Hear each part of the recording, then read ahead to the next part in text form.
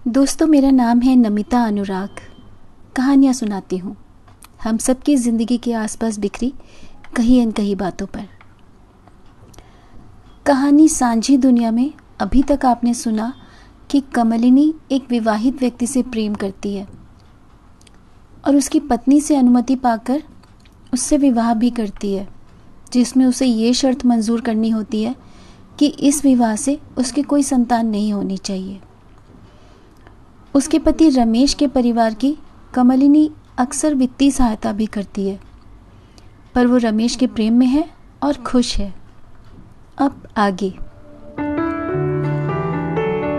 उस दिन लिनी के घर से आकर मैं अपने ट्रांसफर की पैकिंग में ही उलझ गई थी। नए शहर में सेटल होते होते भी समय लग गया था। कई दिनों बाद मैंने ऑफिस के बाद लिनी को फोन मिलाया था। उस समय तो लैंडलाइन फोन ही चलन में थे। हेलो, उधर से रमेश भैया की भारी सी आवाज सुनाई दी। मैंने घबराकर फोन रख दिया। फिर दोबारा फोन मिलाने की हिम्मत नहीं हुई। काफी समय बाद एक दिन मैंने फिर से नंबर मिलाया तो पता चला कि वो नंबर किसी और को अलॉट हो चुका है। एक बार फिर हमारा संपर्क टूट गया था। कई वर्षों के बाद एक दिन ऑफिस की डाक से मेरे नाम का एक पर्सनल पत्र आया। ऑफिस के पते पर मुझे पर्सनल पत्र कौन भेजेगा? सोचते हुए मैंने लिफाफा देखा। क्षण मात्र में लिखावट पहचान ली। लिनी की थी।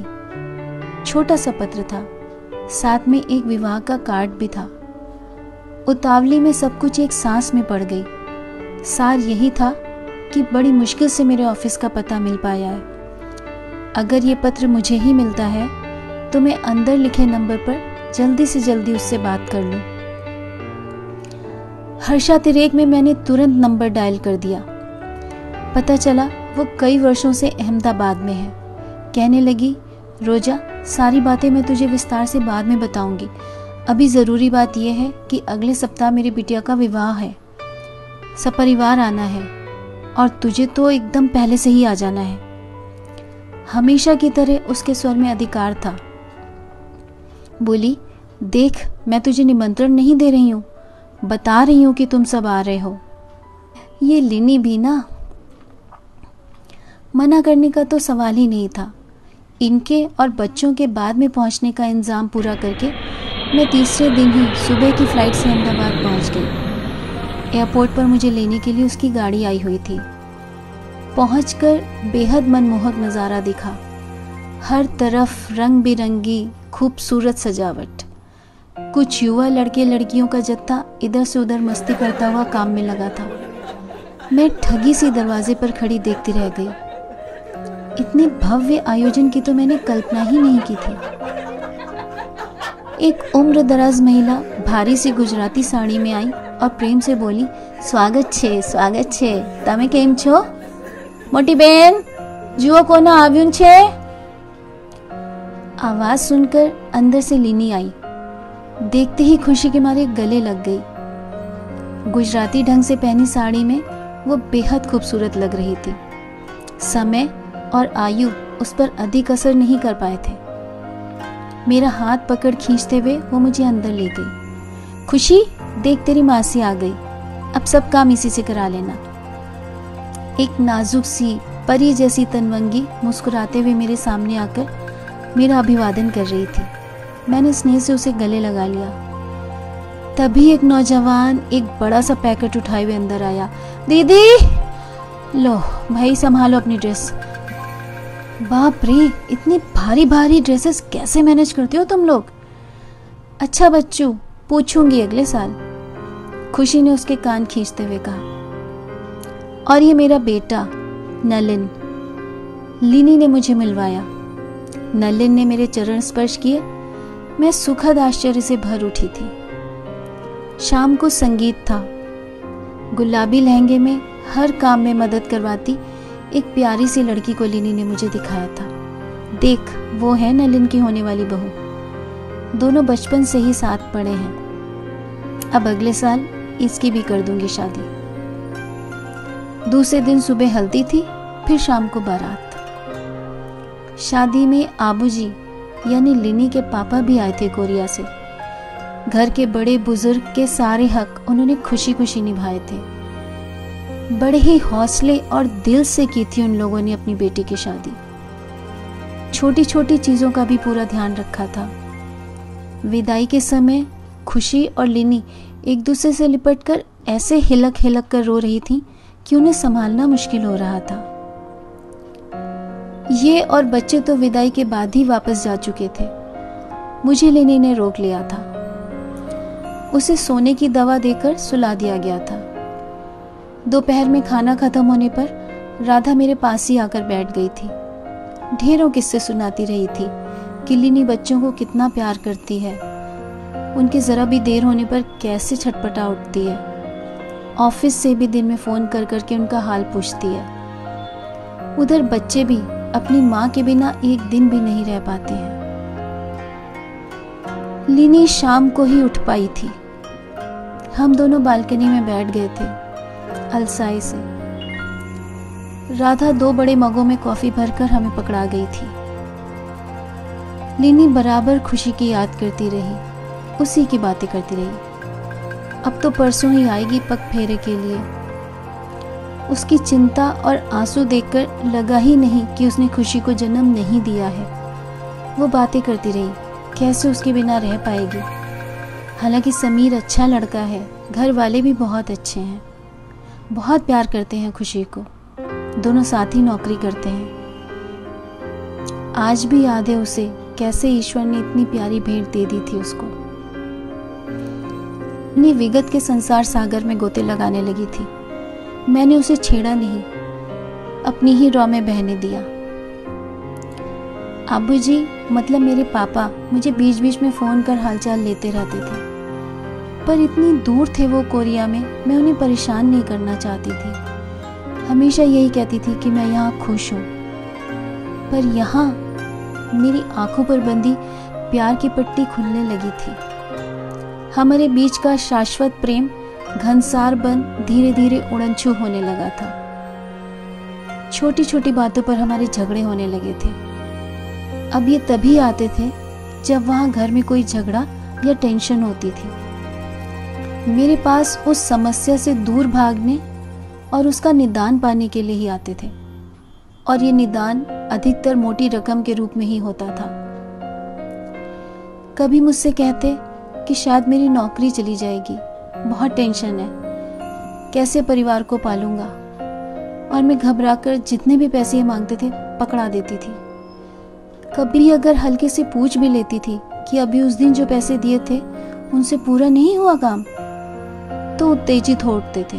कहते थे अरे जब ये नई जरूरत बीच में अचानक आ गई तो क्या उन पैसों का मुंह देखता।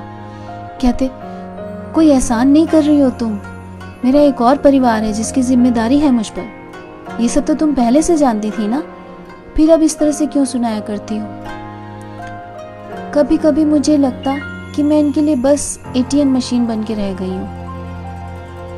फिर भी मैं अपने आप को यही कहकर समझा लेती थी कि जो समस्या पैसों से हल हो जाए वो सबसे छोटी समस्या है। पर अब मेरा मन करने लगा था कि मेरा भी परिवार हो, मेरे भी बच्चे हों, मैं भी एक आम गृहिणी की तरह सुख से बच्चे पालूं, घर संभालूं। एक बार रास्ते में इनसे इनके परिवार के साथ सामना हो गया। उस दिन सारी सच्चाई सामने आ गई। रोजा, बहुत परेशान हो गई थी मैं उन दिनों। लगता था कोई तो हो मेरे पास जिससे अपने दिल का हाल कह सकूं, जो मुझे स्नेह से समझाए, मनाए। पर वो वाले रमेश जी तो जैसे कहीं गुम ही हो गए थे। उस दिन 31 मार्च थी। ऑफिस से घर आते आते काफी देर हो गई थी। शरीर थककर चूर हो रहा था। घर आई तो देखा ये आंखों पर उल्टी बाह रखे अपनी कुर्सी पर रद लेटे थे। आहट सुनकर इन्होंने आंखों पर से हाथ हटाया। बोले इतनी देर कैसे हो गई। मैंने इनके पास बैठते हुए कहा आज तो देर होनी ही थी, 31 मार्च है, फाइनेंशियल ईयर क्लोजिंग थी। इतना काम था, थक के चूर हो गई हूँ। उम्मीद थी कि ये कहेंगे अच्छा तुम आराम करो, मैं चाय बनाता हूँ। पर जिन भेदी नजरों से ये मुझे देर तक देखते रहे, मुझे आभास हो गया था कि इस समय इनसे ऐसी उम्मीद करना मेरी निरी मूर्खता के सिवाय कुछ भी नहीं था। तत्क्षण एक और आभास भी हो गया था, इनकी चपल जिह्वा से मेरी ओर आने वाले हृदयभेदी बाणों का। इस स्थिति को टालने का भरसक प्रयत्न करते हुए मैंने तुरंत उठते हुए कहा, चाय बनाती हूँ, पियेंगे ना? प्रत्युत्तर में वज्र प्रहार आया, चाय क्यों, सीधे जहर ही पिला दो ना। क्या हुआ, ऐसा क्यों कह रहे हैं? क्या हुआ? तुम दोनों औरतों ने मेरी जिंदगी तबाह करके रख दी है। तुम्हें कोई और नहीं मिला था क्या शादी करने के लिए? जबरदस्ती मैं ही मिला था फंसाने को? हे भगवान, मैंने आपको फंसाया। छुपाया तो आपने मुझसे था कि आप शादीशुदा हैं, फंसाया तो आप। मैंने तो सिर्फ शादी की बात छुपाई थी, और जो तुम कर रही हो वो मैं क्या कर रही हूँ? इतनी रात तक कौन सा ऑफिस खुला रहता है? जरा मैं भी तो सुनूं। बताओ कहाँ थी इतनी रात तक? ये इल्जाम मेरे बर्दाश्त के बाहर था। ये क्या कह रहे हैं आप? ये किस तरह का इल्जाम लगा रहे हैं मुझ पर? सब रुके थे ऑफिस में। मैं आपकी तरह नहीं हूं जो शादीशुदा होकर भी। क्रोध में इंसान कड़वा सच बोलने से भी गुरेज नहीं करता है। मेरे इस कथन ने इनके अहम को बुरी तरह चोट पहुंचाई। ये लपक कर उठे और मेरे गाल पर एक जोर का थप्पड़ रसीद कर दिया। मैं कुछ समझ ही नहीं पाई थी रोजा, हक्की बक्की खड़ी रह गई थी। पानी का गिलास फर्श पर छन्नी से टकराकर बिखर गया था, और उन्हीं कांच के टुकड़ों के साथ मेरे हृदय, मेरे स्वाभिमान के भी टुकड़े टुकड़े बिखर गए थे। बाहर का दरवाजा जोर से बंद होने की आवाज आई। तब समझ आया ये जा चुके थे। मैं वहीं सोफे पर ढेर थी, स्पंदनहीन, अवश, अशांत। करीब आधे घंटे बाद घंटी बजी। मुझ में चेतना आ गई। ये वापस आ गए। जरूर मुझ पर हाथ उठाने का अफसोस हुआ होगा, उसी के लिए क्षमा मांगने आए होंगे। इनके अंदर आने का मैं सांस रोककर इंतजार करती रही, पर घंटी फिर बजी, फिर एक दो बार और बजी, थोड़ा तेज, थोड़ा बेसब्री के साथ। अब दिल ने चिताया, उठ दरवाजा खोल। अगर ये होते तो घंटी क्यों बजाते, सीधे अंदर ही आ जाते। मैंने व्यवस्थित होकर दरवाजा खोला। सामने मेरे ऑफिस के दो लड़के घबराए हुए से हाथ में कुछ पकड़े खड़े थे। चेहरे पर हवाइयां उड़ रही थी, रंग सफेद पड़ा हुआ था। हड़बड़ाते हुए सीधे अंदर आ गए। मैडम मैडम, ये देखिए, ये क्या है? हाथ आगे कर दिखाया। एक नवजात शिशु था। मैं अब भौचक सी देखती रह गई उन दोनों को। ये क्या है? कहां से उठा लाए हो? मैडम, आप लोग के जाने के काफी देर बाद सर्वर चलना शुरू हुआ था, तो क्लोजर करते करते हमें बहुत समय लग गया। हम ऑफिस से निकलने वाले आखिरी बंदे थे। बाइक के पास पहुंचे तो गेट वाले छोटे मंदिर के पास से एक बच्चे के रोने की आवाज़ सुनाई दी। हमें समझ ही नहीं आ रहा था हम क्या करें। गार्ड को भी कुछ पता नहीं था, वो भी लेने को तैयार नहीं हुआ। हमने सोचा पुलिस स्टेशन में दे दें, फिर लगा नहीं, आपके पास चलते हैं, वहाँ जैसा भी तय होगा। अब क्या करें मैम? मैं अपने घर नहीं ले जा सकता, मेरे घर वाले मेरी जान ले लेंगे। और दूसरा तो अभी अकेला रहता था, वहाँ तो भेजने का कोई सवाल ही नहीं था। क्या करें मैम? मुझे उन दोनों लड़कों पर बहुत गुस्सा आ रहा था। यहाँ अपना जीवन संभल नहीं रहा है और किसी को क्या संभालूंगी। खैर, काफ़ी विचार विमर्श करने के बाद ये तय हुआ कि इस समय इसे पुलिस स्टेशन में छोड़ना ठीक नहीं रहेगा, सुबह बात करेंगे। मैंने अपनी मेड राधा को बुला लिया। उसी ने सारी रात संभाला उसे। राधा के घर परिवार में कोई था नहीं और मुझसे ही वो अपने परिवार जैसा स्नेह रखती थी। मुझ इस बीच न इनका कोई फ़ोन ही आया, न खुद आए। 3-4 दिन बीत चुके थे। पुलिस स्टेशन से भी कुछ जानकारी नहीं मिल पा रही थी। इधर बच्ची मेरे ही घर पर थी। अंततः ये तय हुआ कि बच्ची को अनाथ आश्रम में भेज दिया जाए। इस बीच हमने इसको खुशी कहकर बुलाना शुरू कर दिया था, क्योंकि इसको देख के हम खुश हो जाते थे। ये मेरे लिए एक सर्वथा नवीन अनुभव था, बहुत सुखद।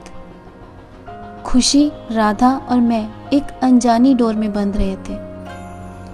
हम में से किसी का किसी से खून का या सामाजिक कोई रिश्ता नहीं था, पर हम एक बहुत मजबूत डोर से जुड़ रहे थे, स्वार्थ रहित डोर, जिसमें कोई भी किसी का अपना नहीं था, पर तीनों ही एक दूसरे के अपने होते जा रहे थे। इनके साथ हुई उस आखिरी घटना के पश्चात मैं अपने अपरिपक्व स्वप्न लोक से यथार्थ के ठोस परिपक्व धरातल पर आ गिरी थी। मस्तिष्क अब तक के अपने जीवन का मूल्यांकन कर रहा था। इस क्रिटिकल एनालिसिस से कांच की तरह ये पारदर्शी हो गया था कि अब तक क्या क्या खोया और क्या पाया था। अब समय था एक कठोर सत्य को आत्मसात करने का और एक बड़ा निर्णय लेने का। मैंने एक साथ 2 एप्लीकेशंस दी, एक डिवोर्स के लिए और दूसरी खुशी को अडॉप्ट करने के लिए। समय लगा, पर फाइनली सब हो गया। अपने ट्रांसफ़र के लिए भी मैं अप्लाई कर ही चुकी थी। सीनियर्स ने भी काफ़ी मदद करी। ऑर्डर आते ही यहाँ अहमदाबाद आ गए। एक भरे पूरे परिवार की चाहत तो कब से थी ही मुझे। राधा को भी अपने साथ ही ले आई थी। यहाँ एक 3 महीने के बेटे को भी अडॉप्ट कर लिया, क्योंकि मुझे लगा खुशी को भी एक भाई मिलना ज़रूरी है। सच कहती हूँ रोजा, इन बच्चों के संग मुझे वो खुशी मिली जो पहले कभी नहीं मिली थी। बेहद प्यारा था लिनी का ये परिवार, जहां देखा जाए तो कोई किसी का नहीं था, पर तीनों एक दूसरे के ही थे, सिर्फ एक दूसरे के, दिल से, आत्मा से। तीनों खुश थे एक दूसरे के साथ। जो लिनी की जीवन भर की साथ थी कि उसका विवाह हो, वो एक सुखी संतुष्ट गृहिणी का जीवन जिए, भरा पूरा परिवार हो, वो उसे अपनी बेटी के माध्यम से जीने को मिला था। मैं बहुत खुश थी कि अंततः लिनी को सच्चे रिश्ते तो मिल गए। अनाधिकृत घुसपैठिए की तरह एक बार फिर मेरी यादों में चटक गुजराती साड़ी पहने, आंसू भरी आंखें लिए लिनी झूम झूम के नाच रही है और कानों में गूंज रहे हैं उसी गीत के बोल, बन्नो रे बन्नो मेरी चली ससुराल को। ये कहानी बस इतनी ही। अगर आपको ये कहानियाँ पसंद आती हैं तो प्लीज़ इन्हें लाइक, कमेंट और अपने दोस्तों और जानने वालों के साथ शेयर करें और कहीं अनकहीं चैनल को भी ज़रूर सब्सक्राइब करें। सब्सक्राइब करते ही उसके बगल में आपको एक बेल आइकन यानी एक घंटी दिखाई देगी, उसे भी दबा दीजिए, जिससे आपको आने वाली हर कहानी का नोटिफिकेशन खुद ही आ जाया करेगा। फिर मिलेंगे एक नई कहीं अनकहीं लेकर। आप सब स्वस्थ रहिए, खुश रहिए। धन्यवाद।